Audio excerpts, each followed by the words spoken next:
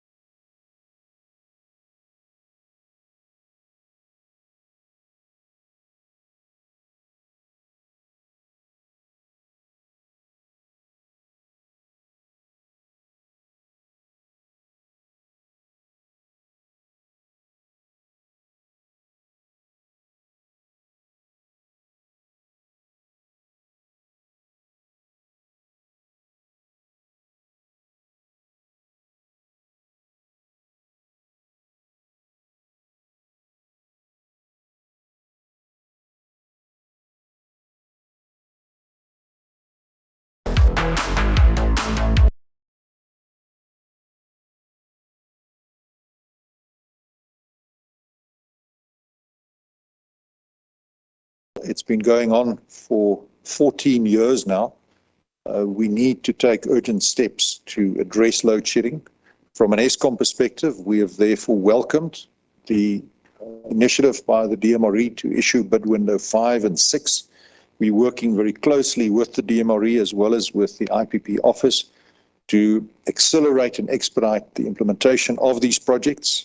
It is in our interest as an electricity utility to make sure that we can bring online as quickly as possible this additional capacity. We've previously said that there is a shortfall in generation capacity of between 4 and 6 gigawatts of capacity that we need as soon as possible. And we need this capacity in order to give us the headroom to take units out on planned maintenance and carry out that planned maintenance and return the units to service as planned. And that is why the addition of new capacity remains an urgent priority. From our side, we have made available land in Mpumalanga, 4,000 hectares of land for renewable energy investments, in order to allow private investors to take advantage of the lifting of the license limitation to 100 megawatts, to come and obtain grid access in close proximity to our coal-fired power stations. This is land that is owned by Eskom. We will lease it over an extended period of time to investors. And the idea behind this is to accelerate the implementation of new generation projects as much as we can. The first engagements with potential investors have already taken place at both Tutuka as well as Majuba Power Station. And I'm very pleased to report that the interest in this initiative has been very, very pleasing indeed. We have had 15 in the one instance and 16 in the other instance, serious investors present at the site visits, which is a good indication that this is an initiative that the market welcomes and that can contribute in the short term to the alleviation of our generation capacity constraint. We've also taken steps to improve the operation of our grid access unit. We have taken heed of the comments received from investors and also parties wishing to feed electricity into the grid, that our grid access unit processes were slow and cumbersome and bureaucratic. And in consultation with our Managing Director of Distribution, we have now debottlenecked that process, and we would really like to see a far more expeditious and efficient process. If that is not the case, please tell us, and we will continue to strive to improve, because again, we do not want to be the stumbling block when it comes to adding new generation capacity to the grid. It is definitely not in Eskom's interests or in the interests of the country. Arguably, the most important step that Eskom is taking to alleviate pressure on the generation system is our unbundling. We're making good progress on that. The Managing Director of the National Transmission Company of South Africa, Mr. Sekhamotso Skeppers, is here, and he will tell you more about that when it comes to his presentation. We have legally separated the transmission entity. That was completed in time as per the deadline set by government, and we're now in the process of operationalizing the business. That should take place by September of this year, and then we will have the tool at our disposal to allow for a far more liberalized approach to electricity trading to start to take hold. Initially, of course, this will not happen overnight, but we will definitely see this as a sign that will build confidence among investors that Eskom is serious about facilitating and encouraging private investment in new generation capacity. However, Eskom also operates in an ecosystem. We are dependent on a number of other government departments and agencies. And in particular, we welcome the report released by the Zondo Commission into state capture and corruption at Eskom. We have taken careful note of the contents of that report. We've established an internal task team chaired by myself that will deal with the implementation of the recommendations in that report. We've appointed external legal advisors to help us with the necessary legal advice. Very soon after the release of the relevant Zondo report, I met with Advocate Shamila Batoy at the NPA. We had a very constructive discussion, and we are at idem that the NPA is seized with a matter of bringing prosecutions on an urgent basis, but in a way that it ensures maximum prosecutorial success. And we have agreed that from an Eskom perspective, we will do everything that we can to assist the NPA in ensuring that those prosecutions are successful, making available witnesses, making available further evidence, documentation, whatever the NPA requires, we will be there to render assistance. We're also looking forward to increased support and cooperation from law enforcement authorities, particularly in the province of Mpumalanga, where we are still beset with criminal activity. Fraud and corruption, unfortunately, have metastasized in Eskom, and it has come to a point where we now really need the urgent assistance of our law enforcement agencies to help Eskom to bring these criminals to book and to ensure that we can resume normal operations instead of having to cope with organized crime operating at our facilities. With those introductory remarks, again, thank you for your attendance and thank you for your interest. And I'm now going to hand over to our Group Chief Operating Officer, Mr. Jan de Ruyter. Thank you.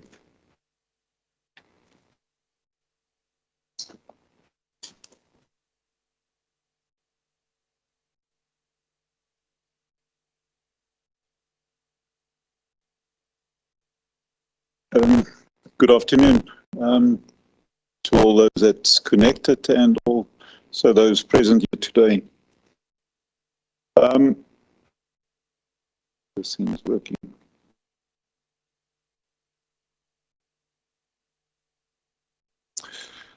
We'll start by just, first of all, giving an overview of the performance of the operations within the business. I'll focus quite a lot on generation because that is the area that is not performing well. But I will also then have a look at the wire side of the business, transmission as well as distribution, and then to look at our group capital division as well.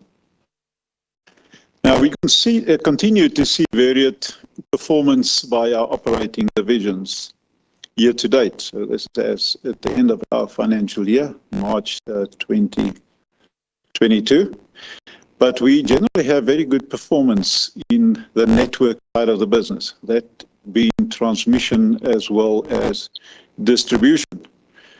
The unsatisfactory performance unfortunately remains within the generation business, and I will talk about that in much more detail later, and Rulani will deal with it in much more detail a little bit later.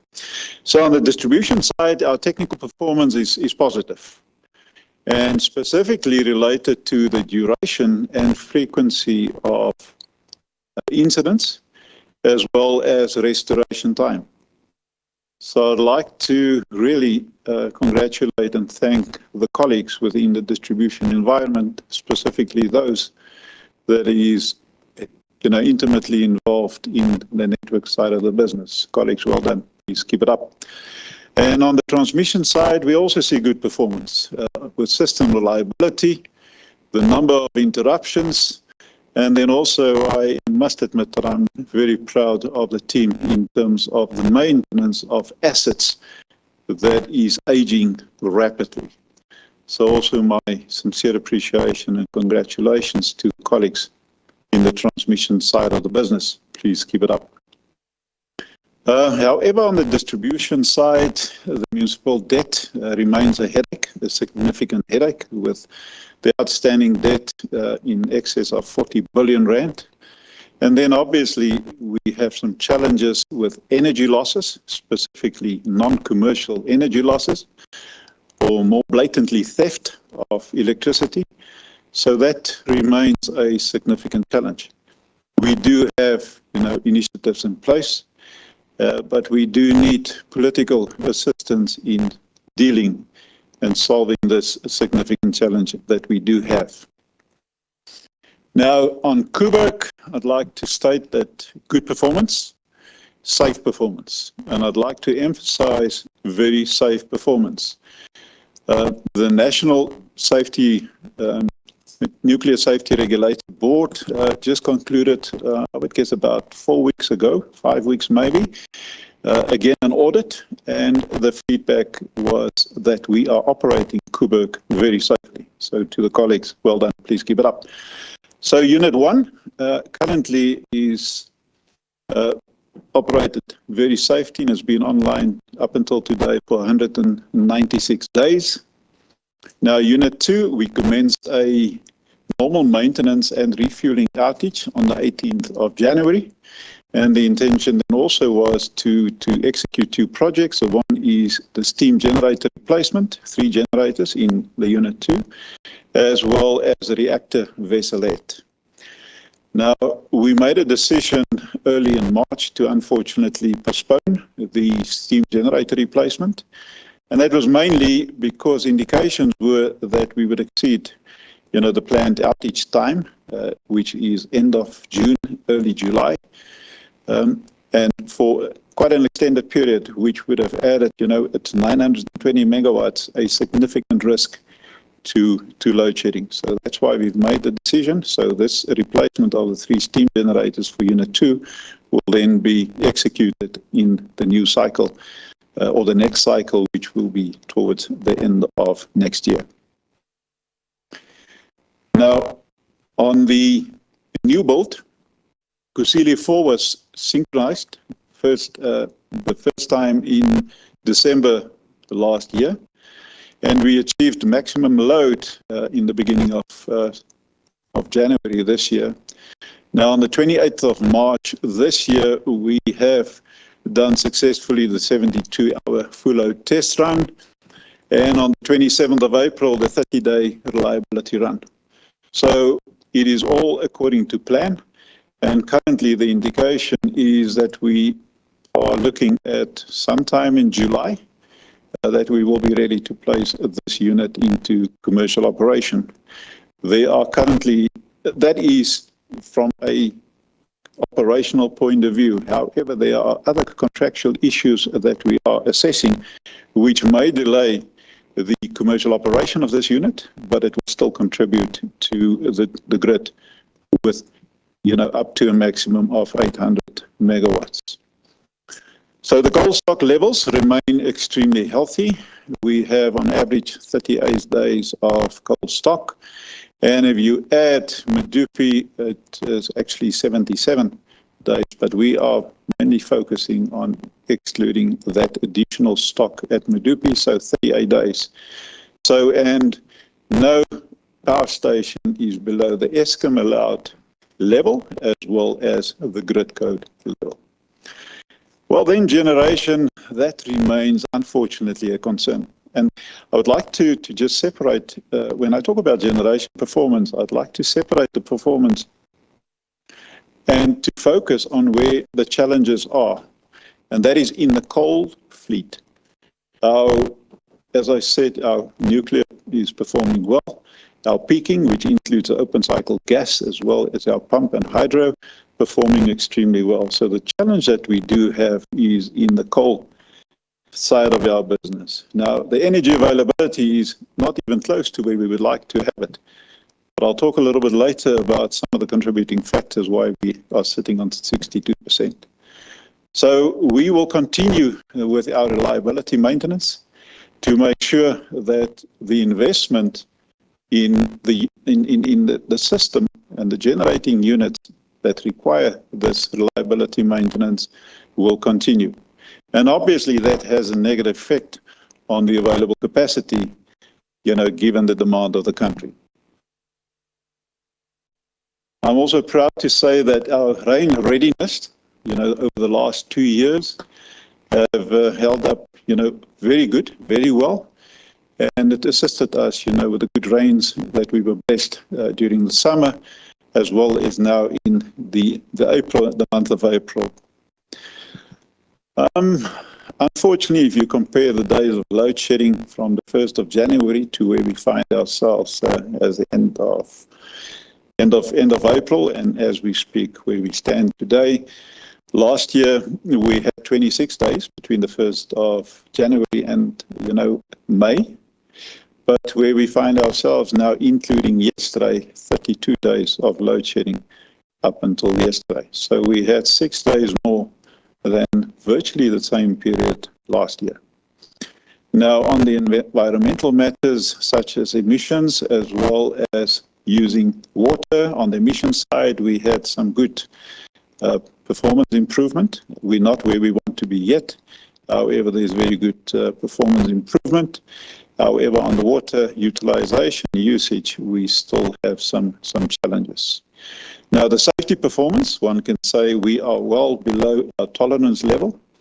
However, regrettably, we have had 3 employees and 2 contractor fatalities as at the end of March 2022.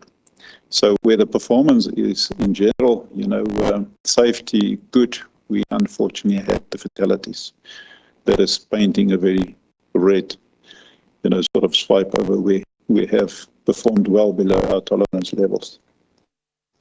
If we then zoom into the transmission performance a little bit more in detail, system reliability performance well below the tolerance that we have set ourselves. Now, if we take where we've been 2.5, 3 years ago, where we were heading south in terms of performance, the team has really come to the table, and they have turned the performance around, which we're very pleased and very proud of. And this, I need to say, where we have assets that is really aging. On average, some of the plant that we have, the primary plant, like transformers and breakers and so on, is well in excess of 45 years old. However, if we then look at the maintenance execution, 98.8, what we said we're going to do, It just shows if you really, even if you have old assets, if you look after them, isn't it amazing? If you pay respect to your assets, isn't it amazing what respect they're showing back to you? So I'm really pleased to say that we are executing the maintenance that we need to. So we did have 2 major incidents, but again, that was within our tolerance level. But what is still becoming, it's actually already a headache, and this is the issue of theft and vandalism, which has obviously a negative impact on the performance of the electrical network. And although we're trying, to deal with the risk that we identify whenever you believe that you've dealt, and if you identify an area that you believe is high risk and you deal with the risk there, it is amazing how it pops up somewhere else. And if you take that we have 35,000 kilometers of transmission line assets, it's making it extremely difficult. And on the distribution side, 350,000 kilometers of line. So it makes it really, really difficult.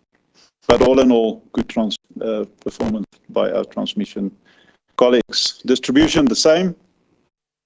If we look at SAIDI and SAFE, that is indications on, and the indicators we had on the duration of a fault and the frequency of a fault. So we've set ourselves some international benchmarking tolerance areas, levels, and we are well below that. So really good performance. And in terms of restoration time, as I said in my opening, also extremely good.